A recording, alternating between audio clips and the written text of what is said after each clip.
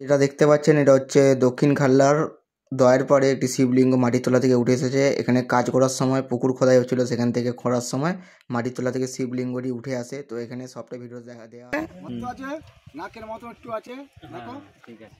জয় বাবা। এই দিকে গর্ত আছে, ওদিকে গর্ত আছে। ঠিক আছে।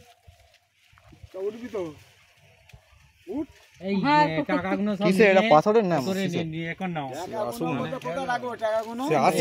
দুলাল কাকার কাছে রেখে আমি 2000 টাকা একজন দিয়ে গেছে আমাকে। এই মামা দুলাল কাকাকে ঠিক করে টাকাগুলো নালে কে থাকবে না টাকাগুলো সে আসছে যখন আসে তখন যাবনি যে আমরা আছিস তো এইটাই কালকে পেলেছে সে বুঝিয়ে নি।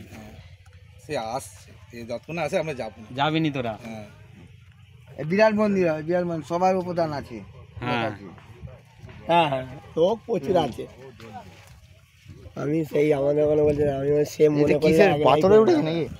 পাথরে পাথরে, এটা পুরো পাথরে দেখাচ্ছে এরকম তো, পুরো পাথর আমরা দেখে নিয়েছি। মাটি লাগানো আছে, মাটির তলে ছিল তো। আমরা তো এখানে খেতে ওই জন্য ওরকম লাগছে, তাই তো? তাই তো হ্যাঁ, ওই জন্য ওরকম লাগে মাটি। টাকাগুলো নিয়ে নাও, আস্তে টাকাগুলো নিয়ে নাও। নেবো না, জায়গাটা একটা তো ভালো জায়গায় রাখবি, টাকা হ্যাঁ গুছিয়ে দিয়ে দেবো। পুরো লিঙ্গটাই আছে,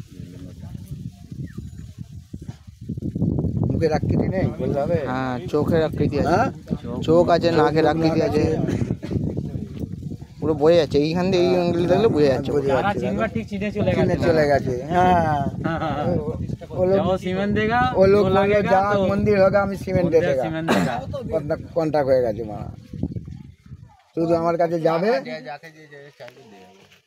যাকে যা বলতে কে বললো, যা বলতে সে যদি নেয় আমি 500 দেবো। সেটা পরের কথা। তবে তো দিবি।